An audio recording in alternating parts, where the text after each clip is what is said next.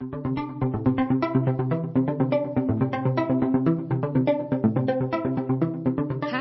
to the 12th House Podcast. I'm Michelle Pelizon, your host and the head witch in charge here at Holisticism. And I have tried to record this intro 3 times and I kept forgetting my last name. What's wrong with me?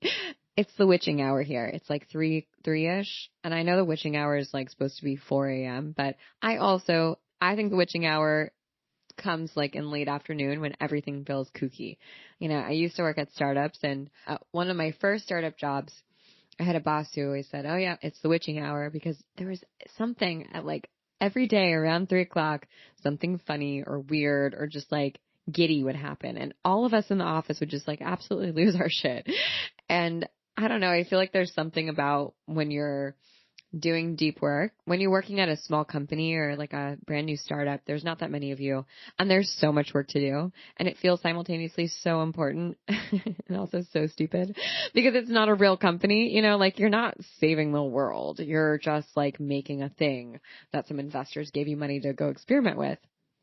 But it feels really important. So your head's down and you're usually doing things that people have never done before, and you're solving problems, and it's like so invigorating and also requires so much of your attention. You kind of can't phone it in at those beginning stages.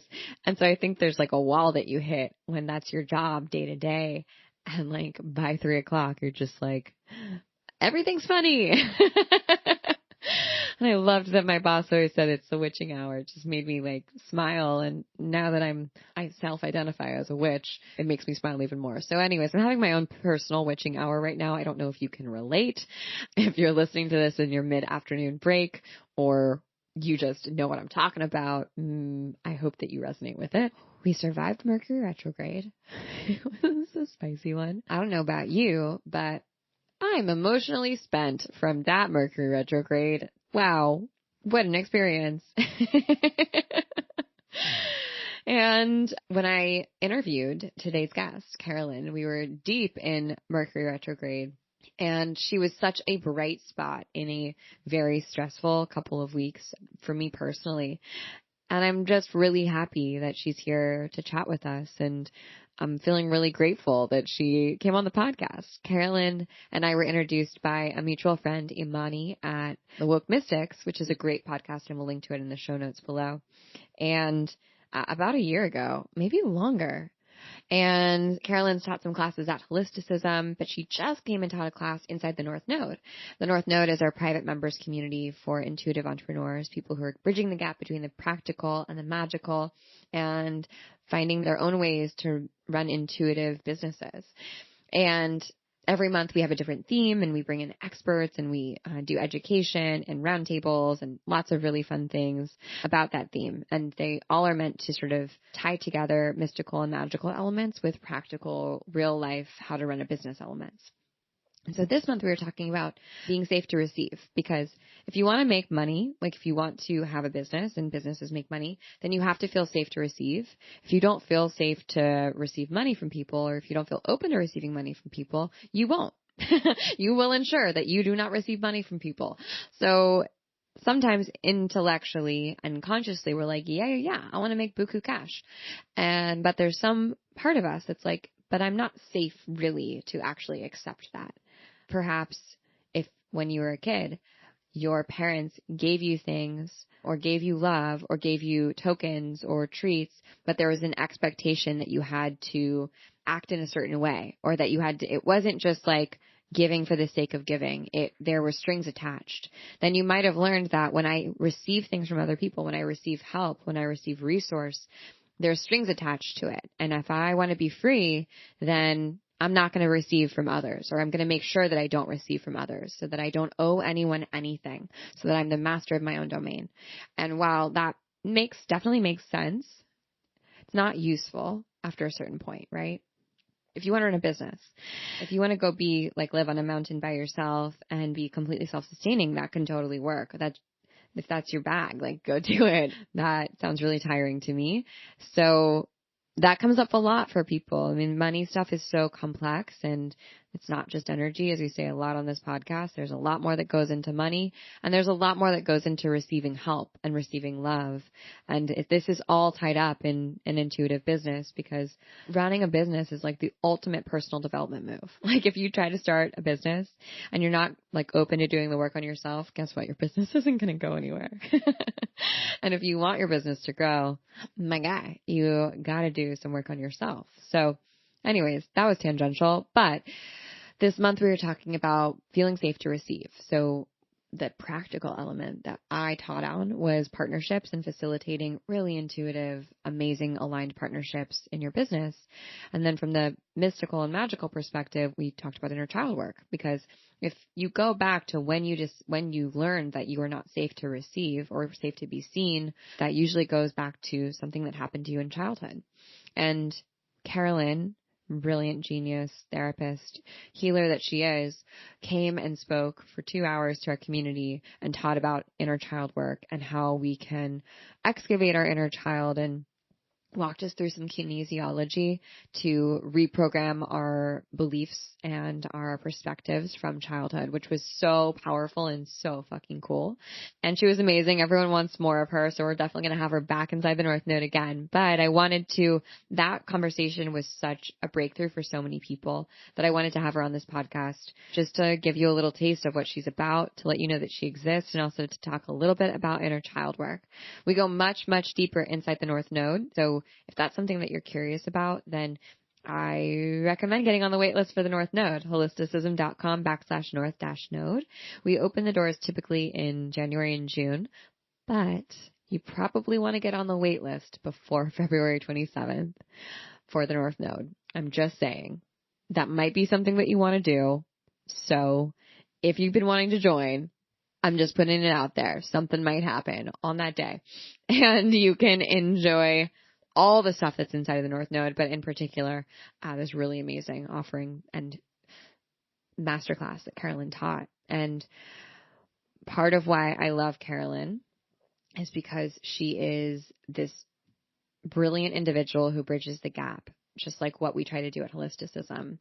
As a healer who is an energy practitioner and who is a medium and psychic who talks to dead people, she totally gets that. And she also is this brilliant therapist who's had tons of education and schooling, and from some of the best universities in the United States.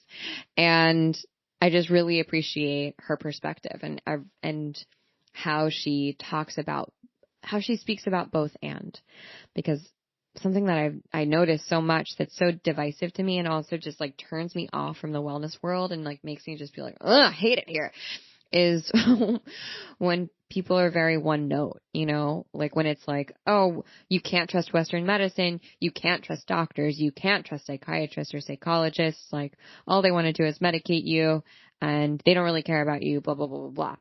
And like, sure, okay, yeah, we know that there are some doctors out there that are like that. Like, listen, hi, I have epilepsy and I was told that I'd be on medication for the rest of my life and no one tried to help me. So like, I get it. I get feeling that way. And the first person who helped me was like an energy healer. My parents tried to help me, but like my doctor wasn't that useful. My energy healer was. So I get it. But there are so many amazing allopathic practitioners who exist out there who are trying to do good in this world.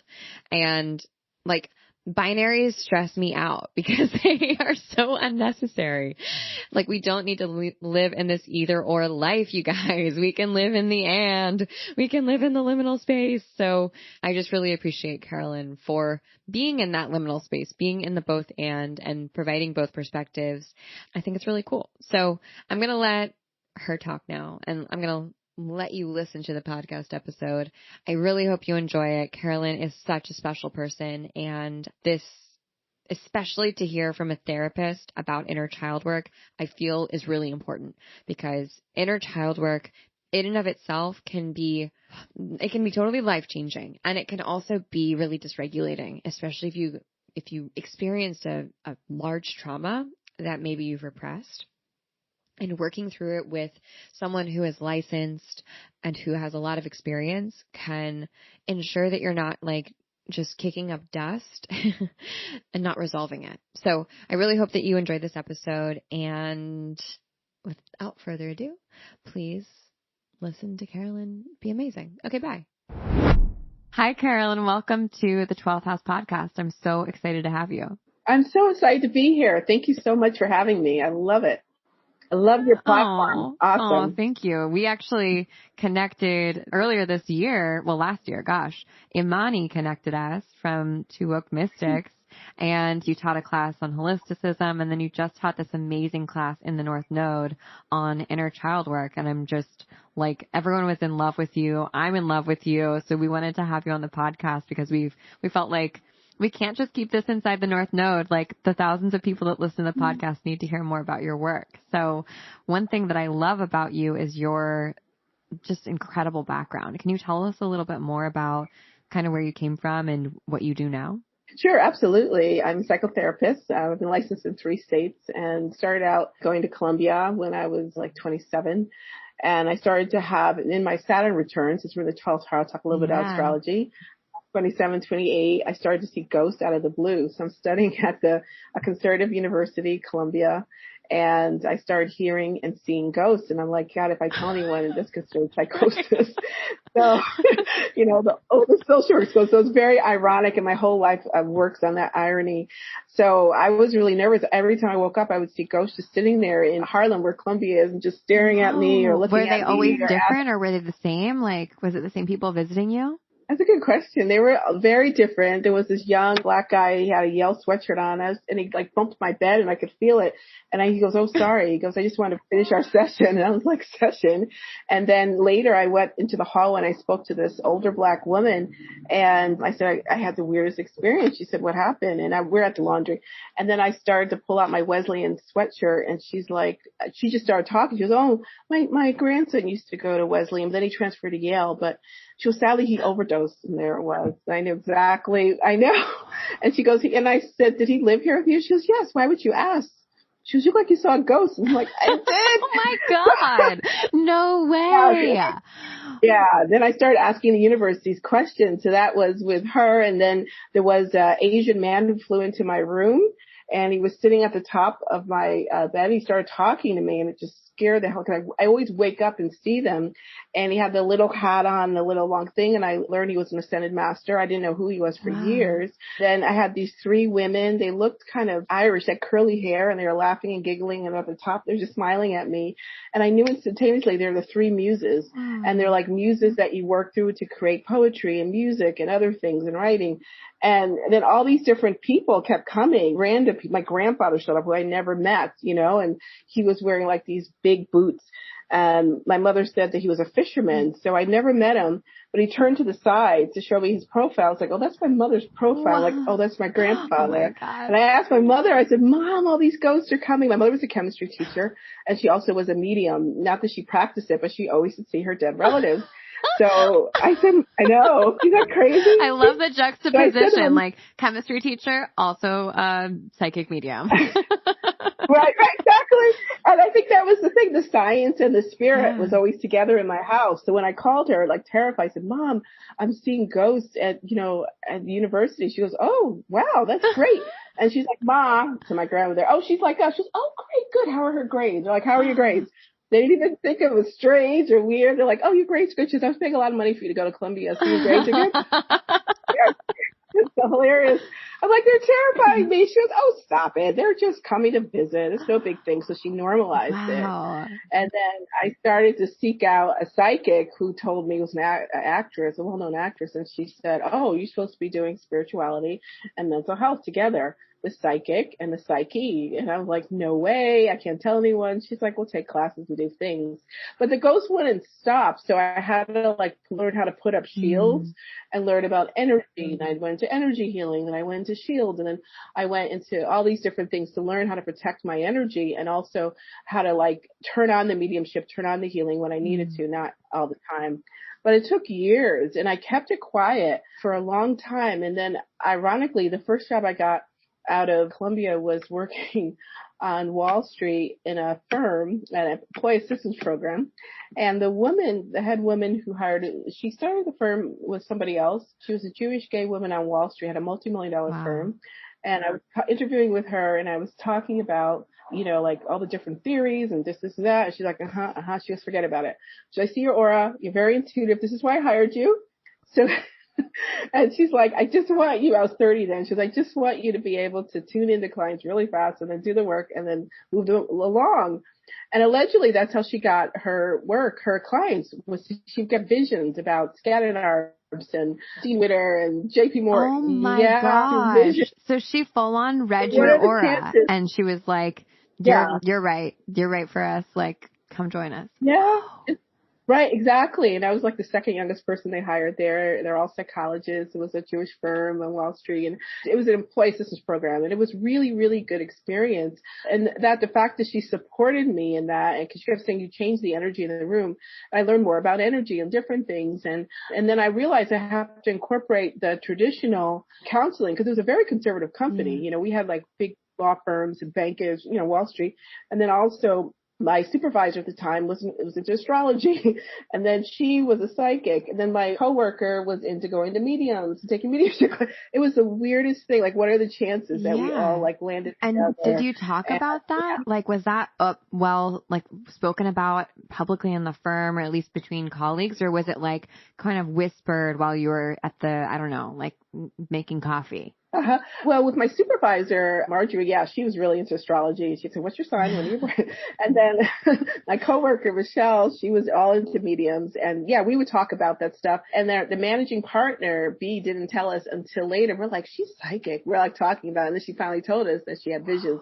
But it was just a juxtapose of this conservative company. But then we all had this spirit. She feng shuied our offices. We put little symbols there. It was all very interesting. And they helped me, start a private practice. And I always wanted to keep it separate, and we kind of did. We didn't want to present this to these conservative firms. But one time, I could use the office, I had a client that came in who was suicidal, and everyone had left, and people had left in the summer, and she was so depressed. And I had to go on to Reiki classes and healing classes because it was very stressful to calm me.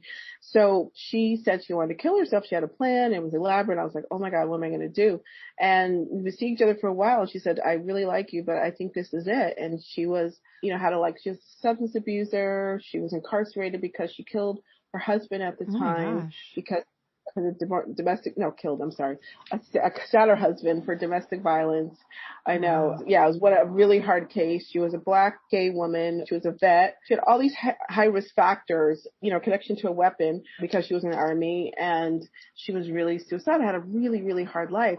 And she was a sweet woman, and I knew an old soul, because when somebody has so many different things, they're an older soul. So I didn't know what to do, so I just sent her a Reiki symbol, like I did a little chokorei, and I sent it to her while we're talking like this, and all of a sudden, she stopped. She goes, what did you do? And I said, nothing. And I said, I just sent you a symbol. She goes, I feel this wave of good.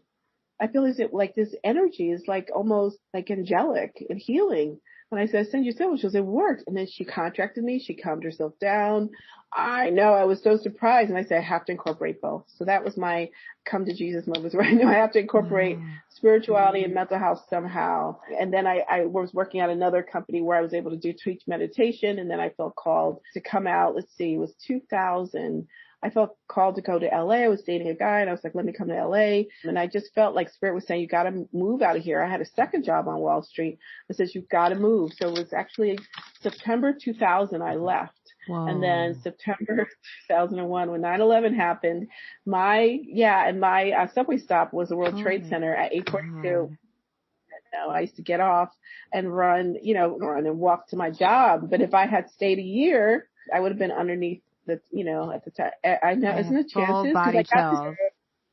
Wow. Yeah. I got the message like you have to go now, if the relationship's stable or not. So I left, and then I started doing spiritual work out in LA, and I liked the whole mind body stuff out here, the vibe. I ended up working at UCLA as a healer. That was another, interesting moment where kind of like sometimes when you're very intuitive, people can pick it up, and in a corporate environment, they can be a little intimidated by it. So I was working, with somebody who was a little not into the light as much. She was mean to patients and it wasn't a good thing. And it's also interesting with synchronicity and timing. When I was 26, I went to school at 27. I went to Columbia at 27, but I was 26. I wrote down in one of my journals in 10 years, I want to work on my own. Okay.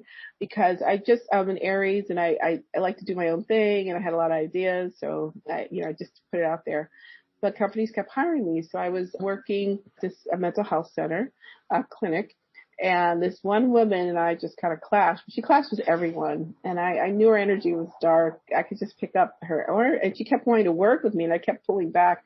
And then she goes, well, you have to work with me. And I'm like, oh, and I knew she was trying to absorb my light, And my supervisor at the time there said, oh, I don't like her. She's really, dark. She said the same thing. We're all having the same experience.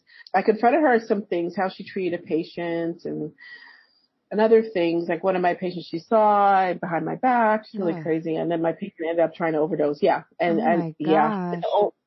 I know. And the only reason I found out was because her partner came in 2 months later, got me first and told me, oh yeah, my girlfriend was seeing this wonderful young Black therapist, but then she saw this mean woman for some reason and she pushed her over the edge and I got chills and I'm like, oh Lord.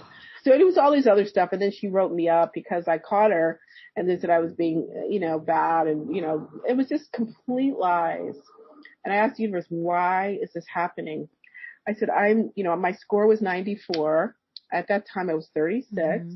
So I had a 94 score, meaning patients who were borderline, depressed, bipolar, schizophrenia, had to write their reflections. And that's a pretty high really score. High. And yeah. So I said, this doesn't make any sense. Like, what's going on? But I knew it was a universal message. So I asked the universe, I said, why is this happening? And I went down to see my client. And she was completely in this beautiful, purple energy, like this just flowing around her. Like I completely could see her aura. I didn't have to meditate. I didn't have to open up a third eye, nothing. She just looked all fuzzy and purple and beautiful. And we got stuck in a therapy. And I said to her, I saw her purple and it was fuzzy. And I said, are you into spirituality? And she said, yes. I said, are you really, really into like high vibratorial healing? And she goes, I do this, a Atlantean healing thing. How do you know that? I said, I don't know. I didn't want to say I saw your purple aura. And then she started to cry. She said, my husband, was in a cult. He told me to stop doing it. It was evil.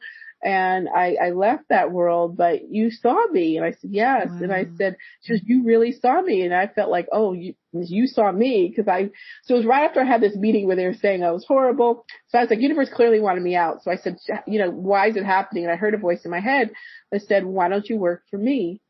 And I looked around. I know my coworker was with me.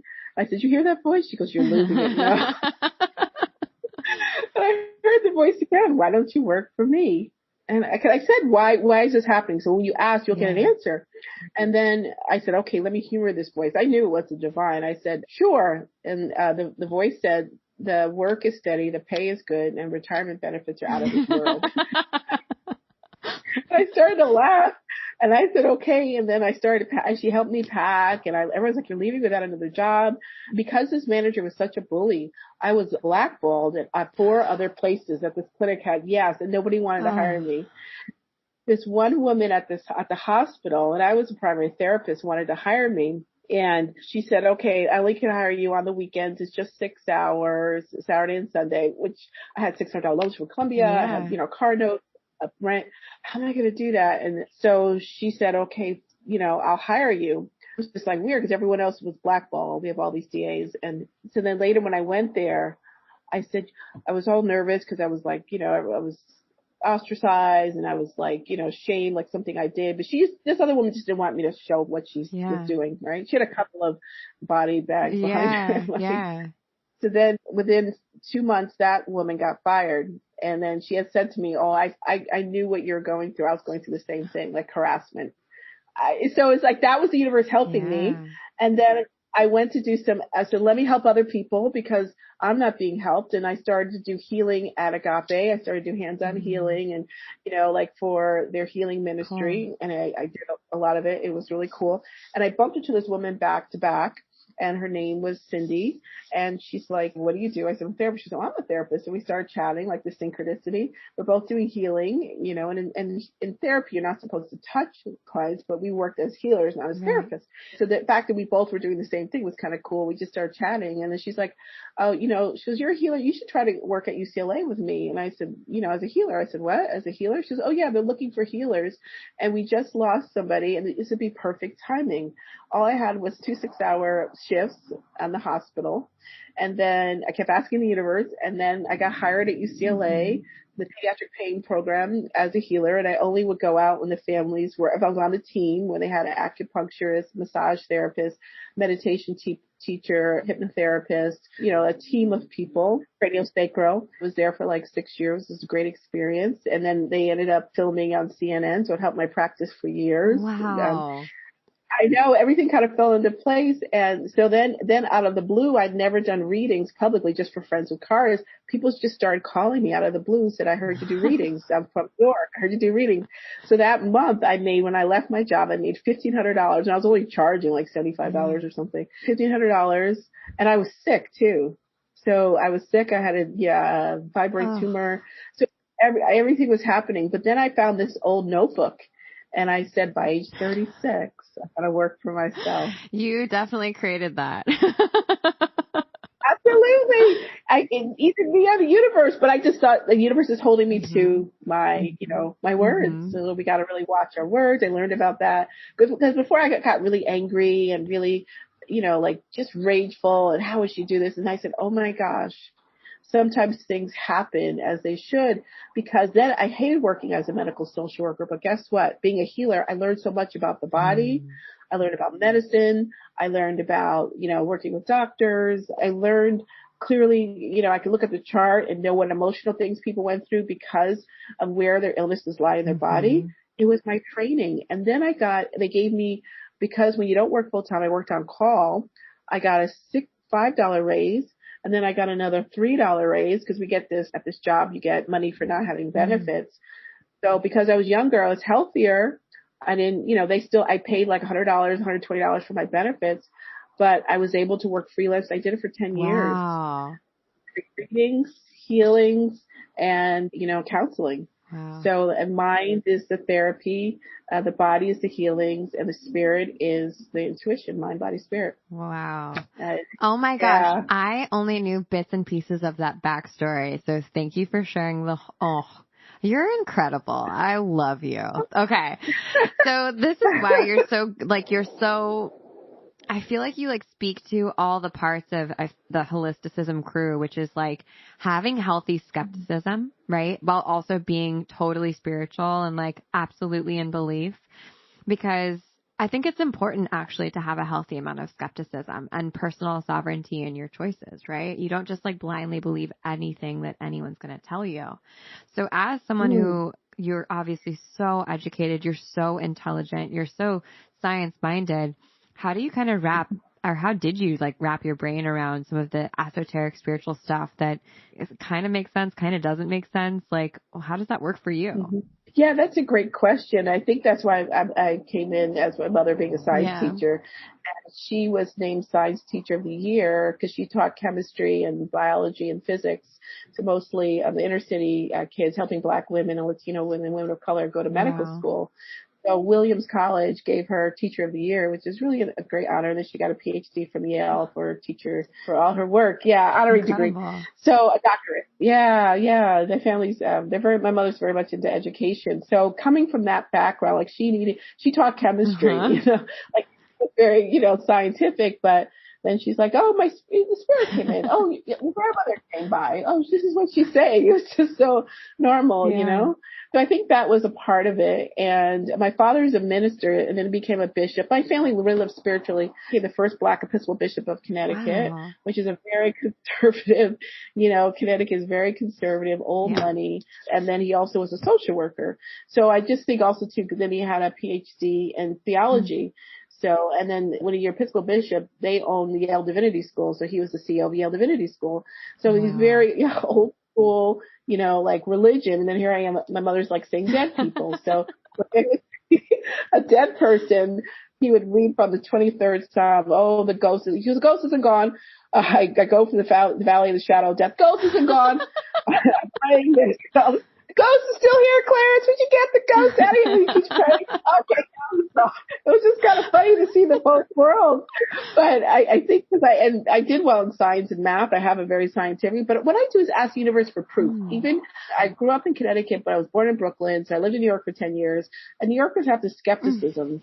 So when things come to me, like for example, when I saw that Asian man float into my room, I'm like, I am losing it. And like, what is he here for? Who is he? So I said, universe, show me this is true, but I'm not losing it. He was clear as day. And I walked out to Manhattan on Fifth Avenue, and this man comes up to me. I should have had it over here. And he gave me this little Buddha.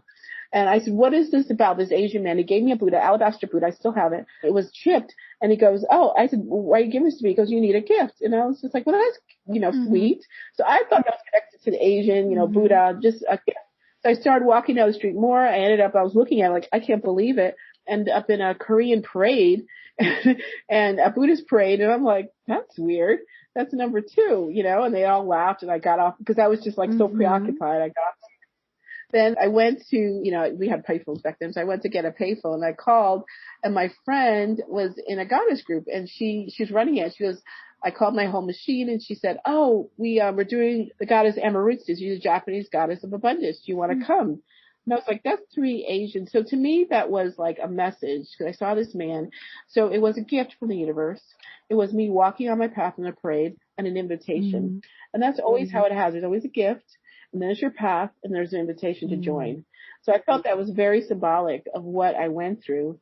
And that, to me, was proof, physical proof in the world that this universal dialogue is real.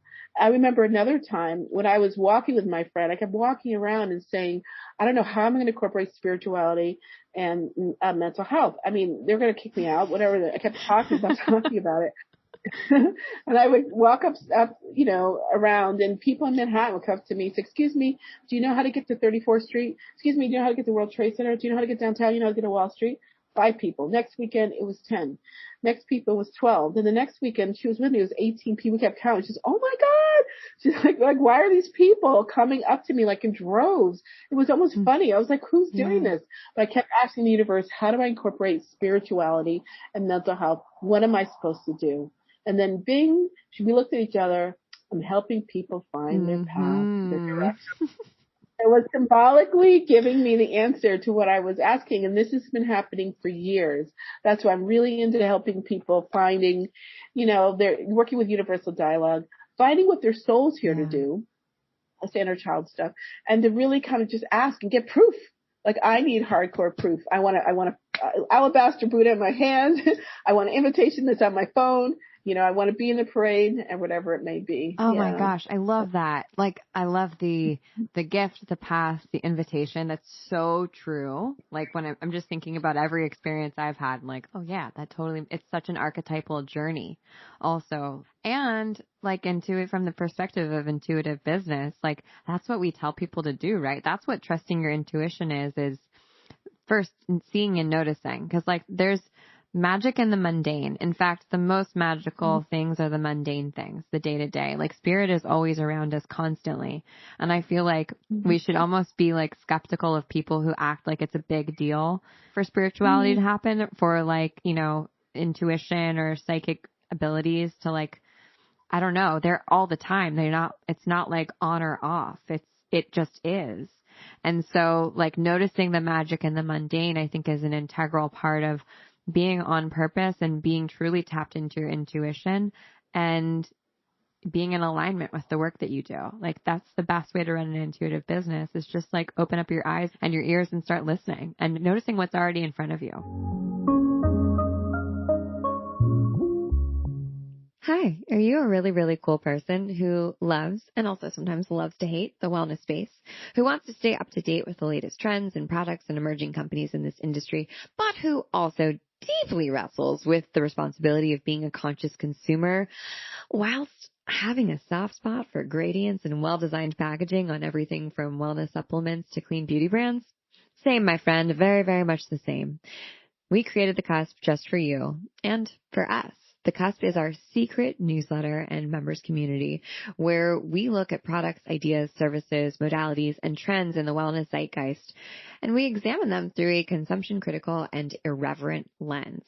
It's like a group text with your favorite wellness loving and loathing BFFs, where you can talk about everything from the best organic unbleached tampon company to whether that hypey, overpriced wellness supplement is actually worth your hard-earned cash money. It's just a really fun place. So when you join the Cusp, you'll get access to our secret members community and you'll get 2 emails a month. The first email will be an honest product review with industry experts and independent research. We'll take a deep dive on a product or a trend and see if it lives up to the hype. We'll talk to experts and get their opinions on it and also get clinical research on whether the product works or not. And when we like it and when it does work, we'll hook you up with a discount code. And you can guarantee that these reviews will always be unbiased and unfiltered because we don't know how to do anything that's not unfiltered here. Let's just be totally honest. None of this is sponsored content and none of it is affiliate content. So you can trust that we're telling you what we actually think about the product. And not only will we deliver a discount code and research from independent experts and our own thoughts and ideas, but we'll also tell you the dupes out there. So instead of having to buy that super expensive, super used stress formula from Moon Juice, you'll learn about 2 options that you can get that pretty much do the same thing that are half the price. And that, my friends, is what makes me really happy. In the second email of the month, we'll do an industry deep dive and trend market research report on the latest industry booms, niches on the rise, and what to look out for to keep in step with what's going on inside the wellness space. If you work in wellness or you're wanting to work in wellness, you're going to want to get in on these emails. Not only will you be the smartest person in your group chat talking about what's trending in wellness and well-being, but you'll also learn about potential new opportunities that you can pounce on yourself. So if you're thinking of starting an intuitive business or you already work in the wellness space and you want to get ahead, I very, very much recommend joining the Cusp. It's only $5.99, which is like less than the cost of 2 kombuchas. And you get the first 2 weeks for free, so you can try it out yourself. And oh my God, I totally buried the lead. But in addition to our products of the week and our white papers, our research reports, and the freebies that you're going to get every single month, we also have an area called Windows of Opportunity where we put up amazing job openings that are vetted by our team for companies that are in the wellness industry that are vetted by us and that we know are in integrity and in alignment with the values of Holisticism. So if you're looking for a job in this space and you want to make sure that you work with someone who is low-key awesome, then Windows of Opportunity is for you. And you get all of this inside the Cusp. It's so cool. It's so fun. And honestly, it's something that we've been working on for a really long time. And we finally have the resources to be able to make it exactly how we wanted it. I cannot wait for you to join and to just spill tea with you inside of the Cusp. So go ahead and sign up at holisticism.com/the-cusp and you can get in for 2 weeks for free. If you don't like it, no big deal. You can cancel before your 2 weeks are up, but I think you're going to like it. Here's what some of our Cusp members are saying about the Cusp. Rebecca says, I've always been seduced by this brand on a recent product review, but never purchased. I appreciate the reminder that they aren't the only business in the game providing these ingredients, and these things aren't one size fits all. Thank you. This review might have finally helped me break the spell. Tatiana says, I've been waiting for this right here. I just started this product after coming off of another product, and I wish I'd got this before I bought it, but I'm still excited to learn more about it. And now that I have the dupe, I'm so excited to see that I don't have to pay full price for it. Alyssa says, I appreciate you sharing more about these herbs because they are incredibly powerful and people need this type of knowledge to make safe, informed choices before purchasing. Bravo. Ray says, I am so jazzed about this new offering. This is exactly the no BS review that I've been needing. And Ashley says, this is amazing and so worth the extra $5 a month. As someone who wants to be healthy from the inside out and who's really into labels, this was so thorough. And I loved hearing an expert point of view with that expert's credentials. Oh my God, I am so thrilled and I will be buying the dupes. And that's just some of the people inside the cusp. There are so many amazing, fun, awesome humans, and I just can't wait for this party to get started. So go on over to holisticism.com/the cusp and join yourself. It's the first 2 weeks for free. You got nothing to lose. And trust me, you're just going to have fun. We're really fun. And if you're really cool, you're going to fit right in. All right. That's it. Let's go back to our regularly scheduled programming. 100%. And I feel like that a lot of times intuitive or spiritual businesses too are about working with universal contracts that we have together. We all have these contracts, and it's about a gift within us, a present. So we stay in the present moment. The present comes up, which is our gift. We have to open it. So we have to get this dialogue. We have to use the intuition because this is what we came in to do, and to just kind of like, work with it, understand it, honor it. And when people say, oh my God, that was so weird, I can't believe that happened. And I say, weird is wonderful, using the W, E, exciting, I, interesting, R, rewarding, and D, our destiny. So weird is good in my world. When people say it's weird, I'm like, good, you're on your path. I love that. I'm going to use that with my husband next time he makes fun of me. Okay. Right.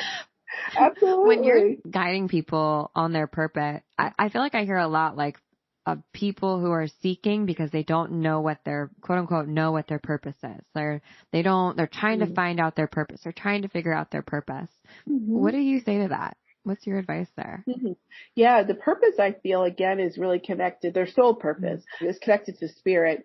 And because I worked in mental health and because I worked with a lot of doctors and people who are real depressed and anxious, they're like, well, I don't understand what my spirit is or intuition or whatever. So I would say, how do you find your purpose? I say, look at the word spirit, S. Anytime you see synchronicity and signs, I like asking. Anytime you see, I love it. It's easy to remember that way. Yes. So S, anytime you see synchronicity and signs, that's your spirit. That's your spirit. That's yours. That's where you're going. P, your purpose is what you've been called to. So that's whatever you're passionate about. The P, there's always two doubles. So synchronicity and signs, P, what you're passionate about is your purpose. And what your purpose is, you become passionate about.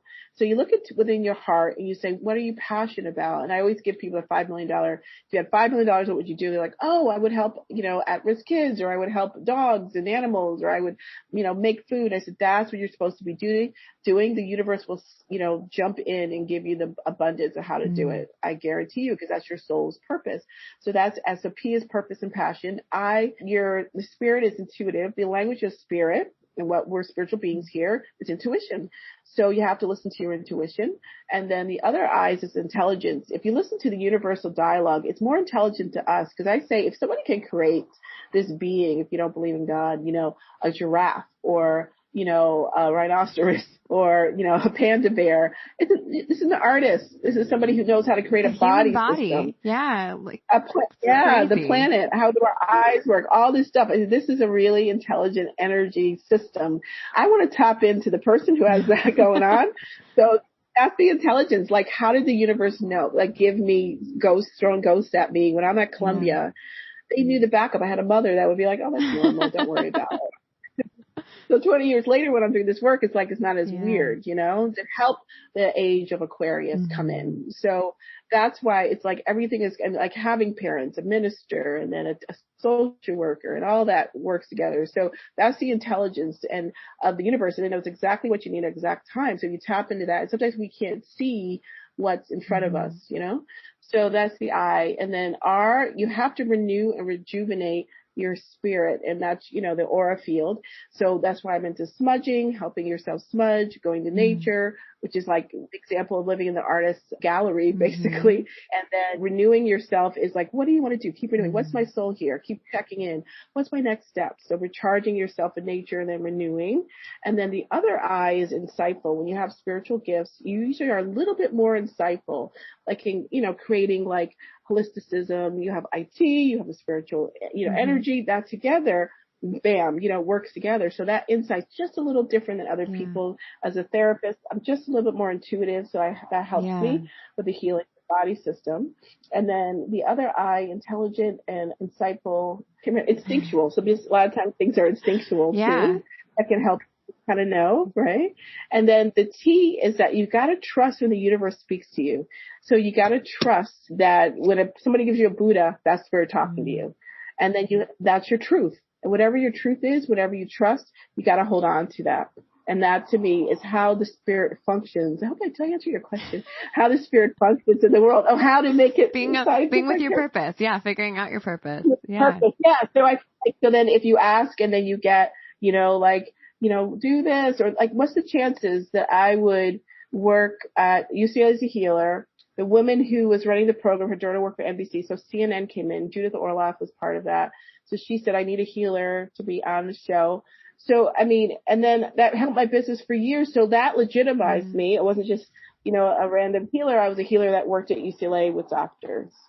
And so that's incorporating the spirit. I've always been in both worlds, toggling between the spiritual world and, the scientific world, or the traditional world, like Wall Street, and then everyone there is doing spiritual work. Got a major HMO, but then I'm like a spirit working at UCLA, and I'm a healer. So that's every time I wanted to leave, they call me back, and that's I have to go and do my business a little bit, and then it keeps coming back, and that's when that pull is another thing about your purpose. You feel this pull. Whenever you feel pulled to something, that's your purpose too. Yeah, pulling, calling. I have acronyms for those too. I love it. It's so helpful because it helps you remember. It's great. And it's like practical. Yeah, exactly. Yeah. It's not like, oh, feel a message. No, it's like, which I love doing. And tuning in and saying, oh, I feel your spirit. I also like it's practical. Right. Both and, right? I love an acronym and I also love channeling. We can do both. It's great. I know. Yes. Writer's channel, a singer's channel, actor's channel. It's true. I was really struck when you said instinct for the second I of like, oh yeah, that's right. There's something about us that like when we are on our purpose, it's almost like second nature to us. And we don't recognize that it's hard for other people, or like we think it's that everyone does it the way that we do it, or like that it's like this for everyone.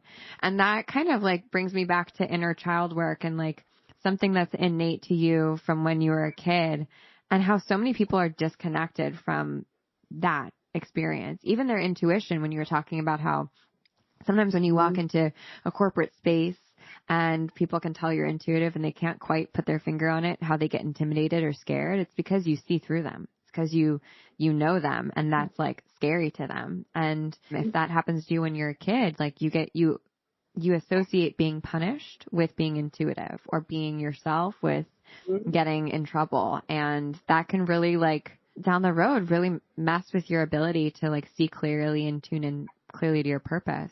So for you, like, what is the point of inner child work beyond aligning back with purpose? Yeah, well, I feel like, and a lot of like people that grow up in alcoholic family systems, for example, they usually have to pick up intuition, what's going on in the environment. So I know, dad's angry because he's coming home, or what's happening. So that makes them more intuitive, and then it makes it down and more. What do you mean? I'm not angry. What are you talking about? So it's usually like overcoming that and slamming down their spirit. So I feel like it's an important part to, go back to, the ground zero, to kind of go back to, what did you like to do when you were little, or what, your intuition is a guiding force of your spirit. And we forget about spirit because a lot of people I work with are, like they're overcoming from Catholicism or detoxing from Judaism. Like the religion has scared people because of all the history and different things. So universe to me is a little bit more user friendly. And then spirit is something that you connect to your intuition. And then when you see that, because the word, like somebody had said in the chat of our class, spirit means intuition. I can't remember. Was it breath maybe? Oh I can't remember. Breath? It is. Yeah. There it is. Thank you. Yes, breath. I heard about it. Yes, breath. So the breath is connected to our spirit, was connected to our intuition, because when we, like I mentioned, when we get nervous, we lose that part of our breath, and that's where a part of our soul is so lost. And that's when the inner child, the one that was so safe, that was so comfortable, that was normal and healthy and healing, got shut down. So that part of us is what we want to bring back and work with. So a lot of our core wounds are something or an obstacle that we need to jump over, and our core wounds come with a lot of trauma a lot of times. And everyone goes through trauma because we're here to grow and learn. If we know that paradigm, we won't feel as victimized by what's, going through. So we embrace our inner child. We're like, what did that child learn? And what did that child lose? How do we bring back that sensitive part, the creative part, the one that knew things before other people, the one that was closed down? And it is scary because if authority figures do it and you want to start a business or you want to work in a company, they become authority figures again. So it is dialoguing, and you become the parent saying, oh no, I'll lead you back. Let's talk about what you feel.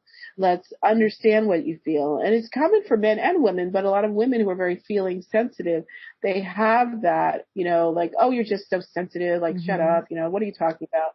And they don't like it. So it is about re-dialoguing, recharging that energy, riding the bike again, going back to that part of you that if you were a dancer, dance again. If you like to draw, go ahead and draw. Make friends with the 3-year-old part of yourself, or the 6-year-old that lost dad, or the 7-year-old that was in a car accident, or the 8-year-old that lost their older brother to cancer, and say, what did I lose at that time? So you can do your own inner dialogue about that aspect of you. And it may be hard, and it may come in a dream. It may come with working with another child that's at that age. It may come with, observing, looking at curriculum of 8-year-olds or 7-year-olds or 6-year-olds. All those things can trigger you healing that inner part of you that was lost and lost the gift of intuition or sensitivity or whatever else it may have lost. I think inner child work I was noticing in our class that there's a tendency to want to do it perfectly, right? Well, how do I know what age to start at? Like where to recover, and like, how do I know that this is actually which trauma is right? And to me, when I was kind of like thinking about that, because I definitely have perfectionist tendencies too, I was just, thinking about how that is very much a childish way of like, I have to do this perfectly. And if I don't, then I'm going to get in trouble. Or if I don't do it right, then like, I won't be good. And how, like, even that of like, oh, I'm not going to do this perfectly. There's no right way to do this. There's just trusting myself and getting started. That in and of itself can be healing to inner child work. That's incredibly healing. That's an incredibly good point. Absolutely. Because some people become the abusive parent. That's what they learn. Yeah. So they become that critical parent, that internalized, rage or critical person or mean parent. So they want to go back and be the nice parent or the fantasy aunt or the great grandmother that just says, hey, you're great, you're okay. And nothing in life is perfect. We all have to know that. I mean, things, we're in LA, everything's so perfect on screen and this. Nothing in life is perfect. Yeah. Perfect is a myth. And falling on the path, knowing that's the next step, like every path you fall, every step you make, you change. And that's part of the joy of creation. Artists don't create everything perfectly. They're like, scratch it up, throw it away. So, people have to do that too. And just to be, the wonderful aunt, the great grandmother, the supportive uncle, anything else, or a great parent, a loving parent. Like, what would that be like if I had a parent that said, I'm so sorry I hurt you. I'm so sorry dad left. Let's start together. Yes, you were right. Yes, you're right. Dad was mean to me. I should have said that. Instead of the parents saying, no, you're crazy. So you can recreate the scenario. The best part of intuition is creativity. That's the part of our spirit. Our spirit loves to create, just like the cosmos, like galaxies create and recreate and grow. And is it always perfect? No, there's these weird, Morpheus colors and stuff, but they look beautiful. It's still beautiful. Yeah. So we can do that too. I loved when you were talking, because I've done some inner child work. I love the book Homecoming by John Bradshaw. I feel like that's such a great text. Also really hard to get through, but a great text for anyone doing inner child or getting started. I had never really connected soul retrieval to inner child work. And I would love to hear a little bit more about that, because I think that resonated with a lot of people. And it made so much sense when you said, your soul leaves when it goes through, it's protecting itself when it goes through a traumatic experience, whether it's capital T trauma or lowercase t trauma. So can you talk a little bit about your perspective on that? Yes, absolutely. So soul retrieval, the way I do, so I am an energy healer. When I almost died in the hospital years ago, I was able to come back in my body, and now I went to that realm, let's call it like the in-between state, the fourth dimension. And I know when other people have lost part of their soul, like I just did a reading today, and I said I got age 17, 23, and 27. And she started to cry. She's like, oh my God. She goes, 17, I had my son. 23, I broke up with my relationship, and 27, I broke up my other relationship. Those were all my wounds. And I was just like, oh, I know. I just got chills. Who are you? I'm like, yeah. And it was exactly, and I just, wrote it real quick. And she said those are my core wounds. And that's why it helps in therapy. And I said, is that when you lost part of yourself? So soul retrieval is like for us to dialogue with her. I would actually do a healing session. I would talk to the 17-year-old self. I said, does that sound like you? And she would say, wow, that sounds like how I could have been. But then I made these choices. So we make these choices of protection, of closing down, of running away, going to another realm. So just think of energy just floating to another realm. Like if something's really bad, people don't look and they don't want to take it in, but it may absorb into their body, and it may be an aspect of them that's there, that's buried. That's why people get depressed, depression. You press something down, or that part of us may fly away like anxiety. You get triggered and you don't know what it is because an aspect of you is gone. So bring back like the 17-year-old self and saying, hey, what would you have been like at 17 if you were partnered with your father or the father of the kid or whatever it may be. And let's just put in the pieces. And it can be very painful. And usually I have them go the other realms, talk to that part, bring them back together, and then they merge and kiss and love and hug, and then they incorporate it. And I do that with the other aspects. And what it is that we all have soul loss. We all have trauma. We all have tragedy. So it's a shamanic technique. I'm not a shaman, but it brings in that part. I've just learned how to do it through my own trauma. And then people feel more fulfilled. They get more creative or whatever the part of them that was missing that they left because it was too difficult. We bring it back and talk about it, and it changes their lives in many ways. And sometimes they come back for different ones. I've noticed a lot of people when they say they've gotten it, they go out after the session and people are like, who are you? I know you. And it's so weird. And I'm like, what? And I feel like because they have more of their whole soul, not just the healing, and that people feel that light that came from the other side, the higher realms. Because I feel like if like a kid was scared, they would run to grandma home, so I'll take care of you. So grandma may be holding them on the fourth dimension for about 15 years. And then when you bring it back, that light comes with them. And then they feel like more like themselves. A lot of people say, I feel more like myself or who I was. I love that. First, I'll work backwards. I love that idea of like your grandmother holding you or someone loved one holding that child part of you that escaped to survive.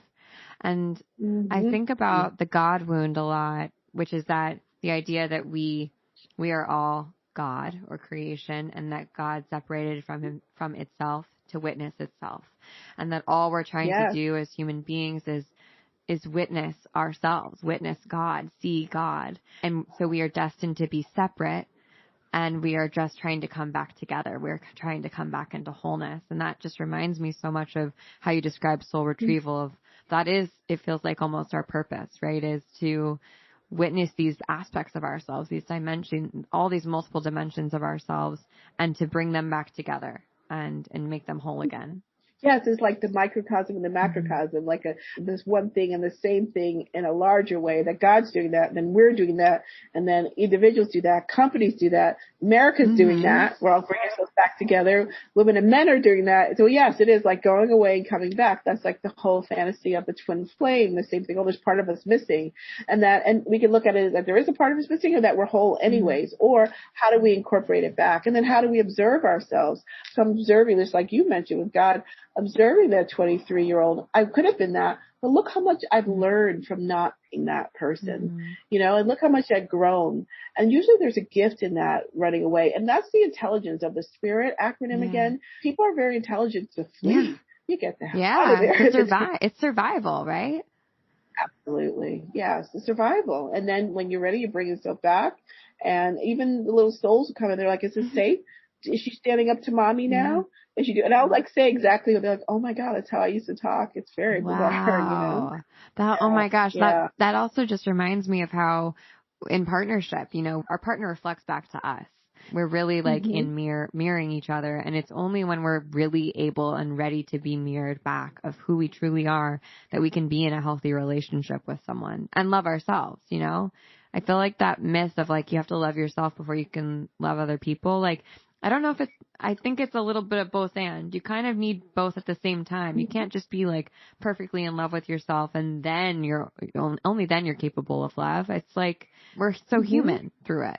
Yeah, and to grow together and to learn from each other, because a lot of times people bring in, because soulmates are really people that help, to me, I believe that soulmates are people that help your soul grow. So they'll show you that little part of yourself. They'll show you the triggers or the buttons or other things, and that you learn how to manipulate the energy, the male, female, or the, two women or whatever it may be. But you learn how to work with somebody in partnership, like God wants to work with us in partnership. Mother Earth wants to work with a partnership as humans.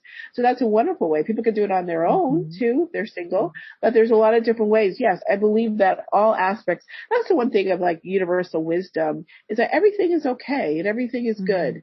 No matter how it's like everyone is meant to be here. Everyone's meant to be here now at this time. There's no mistakes. This is, again, the intelligence of the universe. There's no mistakes. Like, we're all here, even if you don't like who's running the country or who isn't. This is all learning. There's always a diamond in the rough underneath it. If you dig deep enough, you'll find it.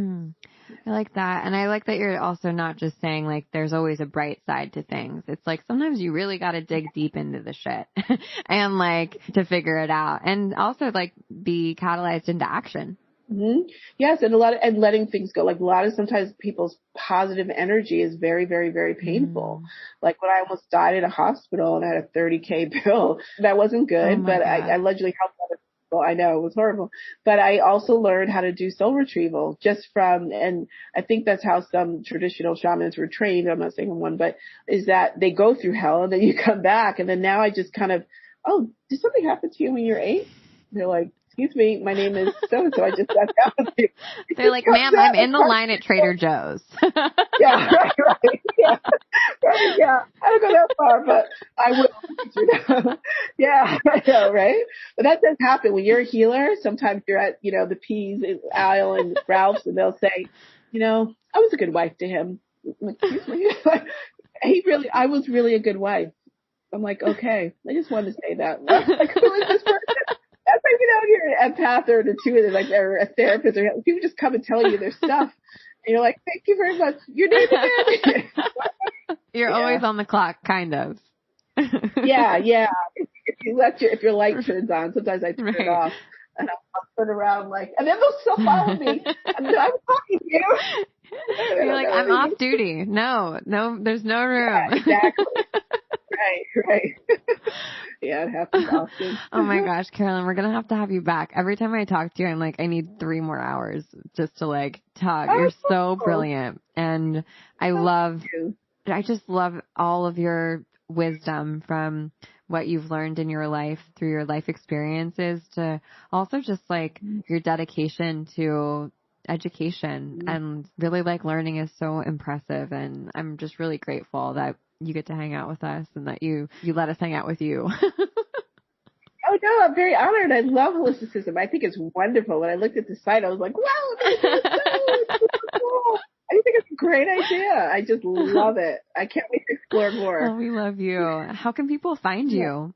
Oh yeah, on Instagram it's Intuitive Solutions, not solutions. So it's SOUL _ then solutions. And my website is intuitivesoulhealing.com. I have a podcast on Spotify. It's just me talking with breeze about different things like this. And then on Insight Timer, I have a lot of wonderful meditations. Okay, I'm going to have to check you out on it. Yeah. And you've written 3 books, which people can also buy. Yes, Honor Your Spirits on Amazon, and then Soul Wisdoms on Amazon, and that's my newsletters. And then How to Work with the Universe is a workbook.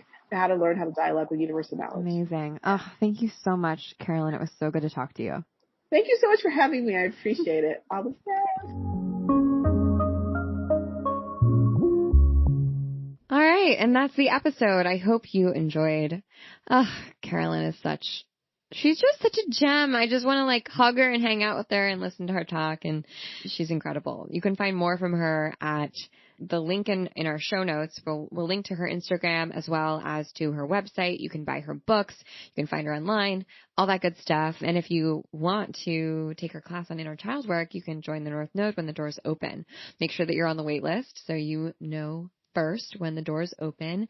Typically the doors open in January and June, but like I said, be prepared for February 27th.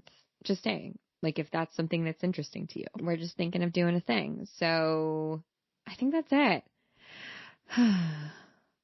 Yeah, I think that's all I have to say. I actually like just took a deep breath in and smelled my house because quarantine. And I've been burning this incense. I'm a slut for incense. Let me just say that.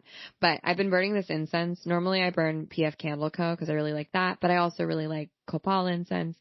But I'm burning this incense called Triloka, Triloka. And it's a frankincense, myrrh, and sandalwood blend. I'm pretty sure it was like $2. And oh my gosh, it is so luscious. It is heavenly. It's amazing. I strongly recommend it. This kind of reminds me, one time I went to this yoga studio. I'm going to take you on this ride with me. One time I went to this yoga studio in LA that is now, I learned, a cult. So that was that. But I went to this yoga studio, a cult yoga studio. I didn't know it was a cult at the time. And they had this really beautiful incense burning, or it smelled really beautiful. And I was like, oh my God, where can I get some of this? And they were really shady about it. They were like, oh, it's a secret incense. I was like, what are you talking about? It's incense.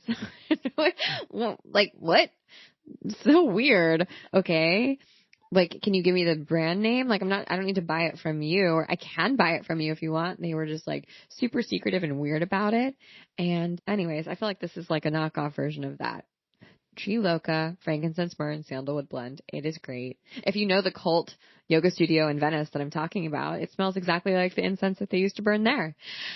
Whew, man, that's a whole other podcast episode. But I hope you enjoyed this, and thank you for listening to the podcast. Thank you for listening to everything that we do. Thanks for joining the cusp. There's hundreds of people in there now, which is so cool. We launched 1 week ago.